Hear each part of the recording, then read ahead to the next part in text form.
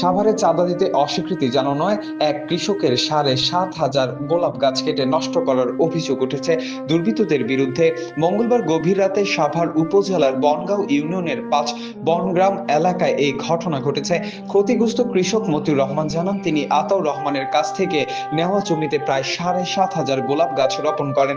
সম্প্রতি আবু সাইদ নামের এক ব্যক্তি তার কাছে ৩ লাখ টাকা চাঁদা দাবি করেন। চাঁদা দিতে অস্বীকৃতি করায় রাতের আধারে তার ফুলের গাছগুলো কেটে ফেলা হয়েছে। এতে প্রায় ৬ লাখ টাকার ক্ষতি হয়েছে বলে দাবি করেন তিনি। এ ঘটনায় মানসিকভাবে ভেঙে পড়েছেন বলে জানান মতিউর রহমান।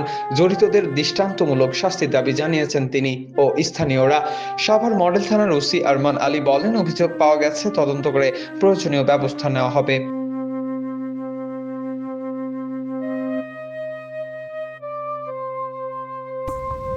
কি হয়েছে, আমি ওই জমিটা আতাউর রহমানের কাছ থেকে পত্তন খাইতাম। তো আতাউর রহমানের কাছ থেকে পত্তন খাওয়ার বেশ 93 সাল থেকে পত্তন খাইতাম। তো পরে মনে করেন যে ওই আতাউর রহমানের ভাইরা কুখ্যাত ডাকাত নাজিম উদ্দিন, আবু তাহের, ভূমিদস্যু আবু সাইদ আমার কাছ থেকে ৩ লক্ষ টাকা চাঁদা চায়। ৩ লক্ষ টাকা চাঁদা দিতে দেরি হওয়ার কারণে আমার ৭,৫০০ গোলাপ গাছ এই কাইটা ফেলাইছে। আর কফি ৯,৫০০ কফি চারা ওই কাটছে। এই গাছে ফুল ছিল, এখন ধর আস্তা ছিল মাত্র ওই যে ৪০,০০০ টাকার আমি দিছি,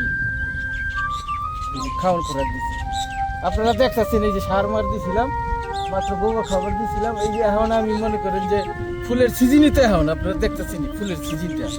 এই মুহূর্তে তারা ওই সন্ত্রাসী গ্রুপ লইয়া অস্ত্র শস্ত্র লইয়া এই আমার বাগানটা মনে করে কাটে ফেলাইছে।